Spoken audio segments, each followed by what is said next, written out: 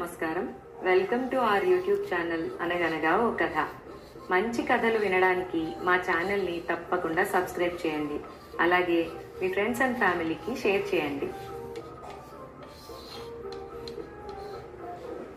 మాయదారి ముసలిది 6వ భాగం ఆఖరి భాగం. జురెక్ చేపల దుకాణంలో ఉన్న దీనారాల మూట కాజేయడానికి పాదరసం చేసిన 2 ప్రయత్నాలు వృధా అయ్యాయి. అయినా అతను తన ప్రయత్నం మానకుండా పాములవాడి వేషం వేసుకుని బుట్టలో 3 తాచుపాములను పెట్టుకుని వచ్చి వాటిని జురెక్ దుకాణం ముందు ఆడించసాగాడు. పాదరసం పాములను ఆడిస్తూనే ఒక పామును జురెక్ పాదాల ముందు పడేటట్టుగా దుకాణంలోకి విసిరాడు. జురెక్ అది చూసి బెదిరి లోపలికి పారిపోయాడు. ఈ గలాటాలో పాదరసం దీనారాల సంచిని పట్టుకున్నాడు. అయితే అంతలోనే జురెక్ సీసంగుండ్లు తెచ్చి ఒకదానితో పాము తల చితక్కొట్టి రెండోదాన్ని పాదరసం ఉన్న వైపుగా బలంగా విసిరాడు. పాదరసం తప్పించుకోగా ఆ గుండు వీధిలోకి వెళ్ళి వీధిన పోయే ఒక ముసలిదానికి తగిలింది. ముసలిది ఆ దెబ్బకు అక్కడే ప్రాణాలు విడిచింది. అక్కడ చేరిన జనం జురెక్ను చంపడానికి వచ్చారు. జురెక్ భయపడిపోయి తన దుకాణం వాకిలి నుంచి దీనారాల సంచి తీసేయడానికి ఒప్పుకుని దాన్ని తీసుకుపోయి తన వంట ఇంట్లో పూడ్చిపెట్టాడు. సంచితో పని అయిపోయింది గనుక అందులో ఉన్న డబ్బు తమ కొడుకు పుట్టినరోజు పండుగకు ఖర్చు చేద్దామన్నది జురెక్ భార్య. అందుకు అతను ఒప్పుకోలేదు. ఆ రాత్రి జురెక్కు ఒక కల వచ్చింది. కలలో ఏదో పక్షి వంటింట్లో ముక్కుతో తవ్వి దీనారాల సంచిని పైకి లాగుతున్నది. ఏదో పక్షి వంటింట్లో తన ముక్కుతో తవ్వుతున్నది చూడవే అన్నాడు జురెక్ తన భార్యతో. జురెక్ భార్య దీపం తీసుకుని వంటింట్లోకి వెళ్ళి కిటికీలో నుంచి ఎవరో బయటకి దూకి పారిపోతూ ఉండగా చూసింది. ఆ పారిపోయే మనిషి చేతిలో దీనారాల సంచి ఉన్నది. ఆ దొంగ పాదరసం అలీయే. జురెక్ దుకాణం నుంచి సంచిని దించాక పాదరసం అక్కడే తచ్చాడి దాన్ని జురెక్ వంట ఇంట్లో పాతిపెట్టడం గమనించి ఆ రాత్రి వచ్చి దాన్ని కాస్త తవ్వి తీసుకుపోయాడు.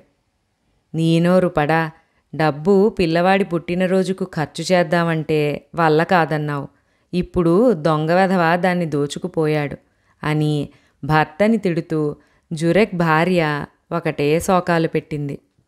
ఆ డబ్బు పోదులే, ఇప్పుడే తీసుకురాను అంటూ జురెక్ ఇంటి నుంచి బయలుదేరాడు. డబ్బు లేకుండా తిరిగొచ్చావో నీకు తలుపు తెరవను అని జురెక్ భార్య వెనక నుంచి కేకపెట్టింది. దీనారాల సంచి కోసం 3 సార్లు ప్రయత్నించినదెవరో జురెక్కు స్పష్టంగా తెలుసు. ఆ కుర్రాడు అహ్మద్ ఇంట ఉంటున్నట్టు కూడా ఆయన ఎరుగును. అందుచేత ఆయన అడ్డదార్ల వెంబడి త్వరగా అహ్మద్ ఇల్లు చేరి మారుతాళం చెవితో బయట తలుపు తెరిచి లోపలికి వెళ్ళి మళ్లీ తలుపు మూసి పాదరసం రాక కోసం లోపల ఎదురుచూడసాగాడు. కొద్దిసేపట్లో పాదరసం వచ్చి అహ్మద్ ఇంటి తలుపు తట్టాడు. జురెక్ అహ్మద్ కంఠస్వరాన్ని అనుకరిస్తూ, పాదరసం నువ్వేనా? సంచి తెచ్చావా? ఏది? తలుపు కిందుగా లోపలికి తొయ్యి. నేను హసను పందెం వేసుకున్నానులే, అది గమ్మత్తైన పందెం. తలుపు తెరిచాక అంతా చెబుతాను అన్నాడు. తలుపు అవతల ఉన్నది అహ్మదే అని నమ్మి పాదరసం తాను తెచ్చిన సంచిని తలుపు కిందుగా లోపలికి తోశాడు. జురెక్ దాన్ని తీసుకుని మెట్లెక్కి అహ్మద్ ఇంటి మిద్దె మీదకి పోయి ఆ మిద్దె మీది నుంచి మరొక ఇంటి మిద్దె మీదకు పోయి ఆ ఇంటి మెట్లు దిగి తలుపు తెరుచుకుని వీధిలోకి వెళ్ళి ఇంటిదారి పట్టాడు. పాదరసం 1-2 సార్లు తలుపు తట్టి చూశాడు. ఏ అలికిడీ లేదు. జురెక్ ఒకవేళ తనని మోసగించి ఉంటాడా అని అతనికి అనుమానం కలిగింది. వెంటనే పరిగెత్తుతూ అడ్డదార్ల వెంటబడి జురెక్ ఇల్లు చేరాడు. అతను లోపల ప్రవేశించి చూస్తే మేడమీది గదిలో జురెక్ భార్య పిల్లవాణ్ణి పెట్టుకుని నిద్రపోతున్నది. ఆమె లేచే లోపల పాదరసం ఆమె చేతులు కాళ్ళు కట్టేసి పిల్లవాణ్ణి ఒక తట్టలో పడుకోబెట్టి జురెక్ రాక కోసం నిలబడ్డాడు. ఇంతలో జురెక్ ఇల్లు చేరుకుని తలుపు తట్టాడు. పాదరసం జురెక్ భార్య కంఠాన్ని అనుకరిస్తూ సంచి దొరికిందా అని అడిగాడు. దొరక్కేం చేస్తుంది, ఇదిగో తెచ్చాను అన్నాడు జురెక్. సంచిని బుట్టలో పెట్టు, డబ్బు లెక్క చూసుకుని మరీ తలుపు తెరుస్తాను అంటూ పాదరసం ఒక బుట్టకు తాడు కట్టి కిందికి దించాడు. తను తెచ్చిన దీనారాల సంచిని జురెక్ ఆ బుట్టలో పెట్టాడు. పాదరసం ఆ బుట్టను పైకి చేదుకుని దీనారాల సంచిని పిల్లవాడున్న తట్టను తీసుకుని ఇళ్ల కప్పుల మీదుగా అహ్మద్ ఇంటికి వెళ్ళిపోయాడు. ఎంతకు తలుపు తెరుచుకోకపోవడం చూసి జురెక్ తన తలవాకిలి తలుపును బాదడం మొదలుపెట్టాడు. చుట్టుపక్కల వాళ్లంతా పోగయ్యారా శబ్దానికి. చివరకు నలుగురు కలిసి తలుపును పడదోసి లోపలికి వెళ్ళి చూసేసరికి జురెక్ భార్య మంచానికి కట్టేసి ఉన్నది. డబ్బు సంచి జాడలేదు, పిల్లవాడు లేడు. జురెక్ తన భార్య కట్లు విప్పి ఆమె ద్వారా జరిగిందంతా తెలుసుకున్నాడు. అతను జుట్టు పీక్కుని అహ్మద్ ఇంటికి తిరిగి వెళ్ళి తలుపు తట్టాడు. అప్పటికి తెల్లవారిపోతున్నది. అహ్మద్ ఇంట అందరూ మేలుకునే ఉన్నారు. జురెక్ పాదరసం అలీని చూస్తూనే, డబ్బు సంచి నువ్వే గెలుచుకున్నావు, అది నువ్వే ఉంచుకో, కానీ నా పిల్లవాణ్ణి నాకిచ్చెయ్యి, నీకు పుణ్యం ఉంటుంది అన్నాడు. హసన్ జురెక్తో, తొందరపడకండి, మీ డబ్బు సంచి ఎక్కడికి పోదు, మీ పిల్లవాడు ఎక్కడికి పోడు. మా వాడికి మీ మేనగోడలు జీనాబ్కు పెళ్లి ఖరారు చేసి అప్పుడు వెళ్ళండి అన్నాడు. ఏమిటి మీరనేది? జీనాబ్ను అలీకిచ్చి పెళ్లి చేయడానికి నాకేంటి అభ్యంతరం? కానీ జీనాబ్ సంతలో కొనే గొర్రెపిల్ల లాంటిది కాదు. దాన్ని పెళ్లాడగోరినవాడు అంతకు తగ్గ భరణం ఇవ్వవలసి ఉంటుంది అన్నాడు జురెక్. ఆ భరణం ఏమిటో చెప్పండి, తప్పకుండా ఇస్తాను అన్నాడు పాదరసం. అజరయ్య కూతురు కమర్ దగ్గర ఉన్న బంగారు దుప్పటి, ఆమె ధరించే బంగారు శిరోభరణము, బంగారు వడ్డాణము, బంగారు చడావులు తెచ్చి ఇచ్చిన వాణ్ణి జీనాబ్ లక్షణంగా పెళ్లాడుతుంది అన్నాడు జురెక్. అలాగే తెచ్చి ఇస్తాను అన్నాడు పాదరసం. జురెక్ తన డబ్బు సంచిని పిల్లవాణ్ణి తీసుకుని ఇంటికి వెళ్ళిపోయాడు. ఆ వెంటనే హసన్ పాదరసం కేసి తిరిగి, నువ్వీసారి తలకు మించిన పని మీద వేసుకున్నావు. అజరయ్య అంటే ఏమిటనుకున్నావు? అతను మంత్రాలు చేతబడులు చెయ్యగలవాడు. అతనికి భూత పిశాచాలు పలుకుతాయి. అతను తన ఇంటిని బాగ్దాద్ నగరం వెలుపల వెండి బంగారు ఇటుకలతో కట్టించాడు. అతను పగలంతా నగరంలో వడ్డీ వ్యాపారం చేసి రాత్రివేళ ఇంటికి వెళ్తాడు. రాత్రిపూట అతను ఇంట్లో ఉన్నప్పుడు తప్పిస్తే అతని ఇల్లు ఎవ్వరికీ కనిపించదు. రాత్రివేళ అతని ఇంటికి రాగానే గవాక్షంలో నిలబడి ఒక బంగారు పళ్ళెంలో తన కుమార్తె బంగారు దుప్పటి ఉంచి చేత పట్టుకుని, ఇరాక్, ఇరాన్, అరేబియాలలో గల ఏ గజదొంగ అయినా సరే దీన్ని చేతనైతే కాజేయవచ్చు అని ప్రకటిస్తాడు. ఎంతమందో గజదొంగలు ఆ దుప్పటి కాజేయాలని ప్రయత్నించి నాశనం అయిపోయారు. నిన్ను కూడా నాశనం చెయ్యాలనే ఉద్దేశంతోనే జురెక్ ఈ నాటకం పెట్టాడు అన్నాడు. మాట ఇచ్చేశాను. జీనాబ్ను పెళ్లికూతుర్ని చేసినప్పుడు ఆ బంగారు దుప్పటి కప్పి, బంగారు శిరోభరణం పెట్టి, వడ్డాణం చుట్టి, చడావులు తొడిగి మరీ పెళ్లాడతాను అన్నాడు పాదరసం ధైర్యంగా.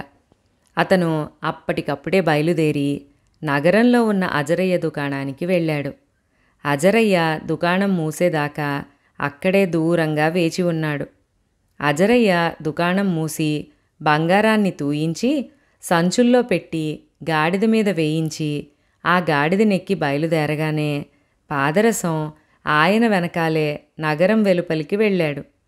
అజరయ్య ఒకచోట ఆగి తన చేతి సంచిలో నుంచి కొంత ఇసుక తీసి మంత్రించి గాలిలో చల్లాడు. వెంటనే ఆయన ఎదురుగా ఒక భవనం ప్రత్యక్షమయ్యింది. అదే వెండి బంగారు ఇటుకలతో కట్టిన భవనం. అజరయ్య గాడిదతో సహా భవనంలోకి ప్రవేశించాడు. కొంతసేపు అయ్యాక ఆయన కిటికీ వద్ద కనిపించాడు. ఆయన చేతిలో ఒక బంగారు పళ్ళెము, అందులో ఒక బంగారు దుప్పటి ఉన్నాయి. ఆయన ఆ పళ్ళెం పట్టుకుని, ఇరాన్, ఇరాక్, అరేబియాలో గల గజదొంగలారా, చేతనైతే నా కుమార్తె సొత్తు దొంగిలించి ఆమెను పెళ్ళాడండి అని కేక పెట్టాడు.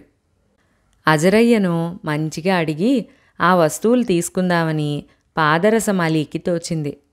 అతను కింది నుంచి, అయ్యా, తమతో కాస్త మాట్లాడాలి అన్నాడు. పైకి రా అన్నాడు అజరయ్య. పాదరసం పైకి వెళ్ళి అజరయ్యకు తన సమస్యను గురించి తెలిపాడు. అది విని అజరయ్య గట్టిగా నవ్వి పాదరసం చెయ్యి తీసుకుని పరీక్షించి, నీకు ప్రాణం మీద ఆశ ఉంటే ఈ ప్రయత్నం మానుకో. నిన్ను చంపించాలనే ఎవరో నీకీ ప్రేరణ కలిగించారు. అయితే నీకు నాకన్నా హెచ్చు ఆయుర్దాయం ఉన్నది. లేనట్లయితే నిన్నీ క్షణంలోనే చంపి దూరంగా పారేసి ఉండేవాణ్ణి అన్నాడు. పాదరసం మండిపడి కత్తి దూస్తూ, నేనడిగింది ఇస్తావా లేక నీ ప్రాణం తీసేదా అన్నాడు. ఆ చెయ్యి పడిపోవాలి అన్నాడు అజరయ్య. మరుక్షణం పాదరసం కుడి చెయ్యి చచ్చుబడిపోయింది. అతను కత్తిని ఎడమ చేతిలోకి తీసుకున్నాడు.